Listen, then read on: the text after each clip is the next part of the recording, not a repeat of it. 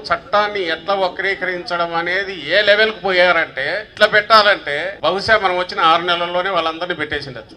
Of course రేపు వచ్చినాక అదే మనం చేయాలి, తప్పదు. చేయకుండా అయితే ఉండగలిగే పరిస్థితి లేదు. అయితే మనకు రెడ్ బుక్ అవసరం లేదు, మన నాయకుడు చెప్పినట్టు రెడ్ బుక్ అవసరం లేదు, ఎవరికి వారికి తలకాయలోనే ఉంది. సజ్జల రామకృష్ణారెడ్డి గారు మీరు మాట్లాడుతూ నిన్న ఏమంటా ఉన్నారు, వచ్చిన 6 నెలల్లో మేమేంటో చూపిస్తాం, మేము తల్లో గుర్తు పెట్టుకుంటాము అని చెప్తున్నాం. అంటే తల్లో గుర్తు పెట్టుకుని తలకాయ తీయేస్తాను సింబాలిక్ గా చెప్తున్నారా? మన మీ నాయకుడు రప్ప రప్ప రప్ప అని ఏమన్నాడు, పక్కన ఉండే వాళ్ళని కార్యకర్తలు తల తొక్కించుకుంటూ పోయాడు. ఈ రోజు మీరు తల్లో పెట్టుకుంటామని తలకాయ తీస్తామని చెప్తున్నారు. మీరు తలకాయ తీస్తే తీయించుకునే దానికి ఇక్కడ ఎవరూ లేరు. మనం ప్రజాస్వామ్యంలో ఉన్నాం సజ్జల రామకృష్ణారెడ్డి గారు, మనమేమి రాచరికంలో లేము, ఇంకొక దగ్గర లేము. మీరు ఆ విధంగా రాచరికంలో ఉన్నట్టు పరిపాలిస్తే గత 5 ఏళ్ళు ప్రజలు మీకు 150 నుంచి చేస్తానని ఇచ్చారు, గుర్తు పెట్టుకొని ఇంకా ధోరణి మార్చుకోకపోతే బాగుండదు. ఇంకొకటి మీరు అంటూ ఉన్నారు, ఎందుకయ్యా మీకు అధికారం, మీరు రేపు అధికారంలోకి ఎందుకు కోరుకుంటున్నారు, ప్రాణాలు తీసేదానిక.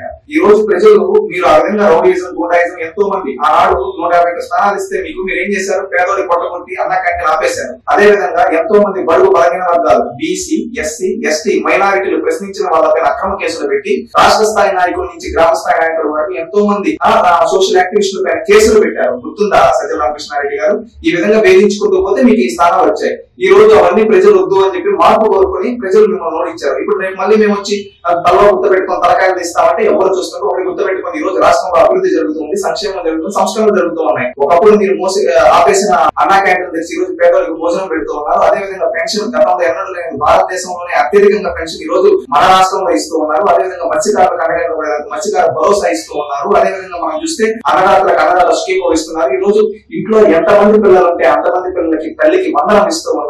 ఈ విధంగా చూసుకుంటే అభివృద్ధికి అదే విధంగా ఎన్నో పరిశ్రమలు గతంలో మీరు కడ్డాయిల కంపెనీ జాకీ కార్ నుంచి అన్నింటినీ తరిగి కొడితే ఈ రోజు అన్ని పరిశ్రమల్ని తీసుకొని వచ్చి టీసీఎస్, ఒక కాగ్నిజెంట్, ఒక రేమాండ్స్, ఒక రిలయన్స్ ఇలా తీసుకొని వచ్చి రాష్ట్రంలో యువతకి ఉపాధి చూపిస్తున్నారు. ఉత్తరాంధ్ర నుంచి రాయలసీమ వరకు నిరంతరం అభివృద్ధి కనిపిస్తూ ఉంది. ఇక్కడ యువతకి ఇక్కడే ఉద్యోగాలు అనేవిధంగా చేస్తూ ఉన్నారు. అదేవిధంగా ఒక లక్ష్యాలు పెట్టుకుని ముందుకెళ్తూ ఉన్నారు. ఈ రోజు గ్రామాల అభివృద్ధి జరిగి పల్లె స్వరాజ్యం ఈ రోజు చూస్తూ ఉన్నాం. ఈ రోజు ఇవన్నీ చూస్తూ అదేవిధంగా సంస్థలు మీరు తెచ్చిన పాలసీల వల్ల రాష్ట్రం అభివృద్ధి పెట్టుకుని ఈ రోజు కొత్త పాలసీలు తీసుకొని వచ్చి రాష్ట్రాన్ని పురోగతి వైపు తీసుకొని వెళ్తున్నారైనా గుర్తు పెట్టుకోండి సజ్జల రామకృష్ణ రెడ్డి గారు. మీరు తలలో గుర్తు పెట్టుకొని తలకాయలు తీయేస్తాం, మేము మాకు ఏ బుక్ అవసరం లేదు, మా నాయకుడు చెప్పాడు కదా రేపు వచ్చి ఈ విధంగా రౌడీజం మాట్లాడితే మిమ్మల్ని రౌడీలు అంటారు, రాజకీయ నాయకులు అంటారు. గుర్తు పెట్టుకోండి సజ్జల రామకృష్ణారెడ్డి గారు, ముందతనంగా మాట్లాడడం నేర్చుకోండి. నీ వల్లే నీ పార్టీ అధోగతి పెట్టి సంఖ్య నాటిపోయింది. ఓపెన్ గా చెప్పాలంటే ఈ రోజు మళ్ళీ నువ్వు వచ్చి మాట్లాడుతూ ఉంటే మీ వైసీపీ కార్యకర్తల తలలో బాదుకుంటున్నారు. ఈ రాక్షసుల వల్లే కదా మనం పోయింది, మళ్ళీ ఈ రాక్షసులకే మొదలెట్టారు. జగన్మోహన్ రెడ్డి మేలుకో అని చెప్పి అంటున్నారు సజ్జల రామకృష్ణారెడ్డి గారు. Please subscribe to Leo news for more videos.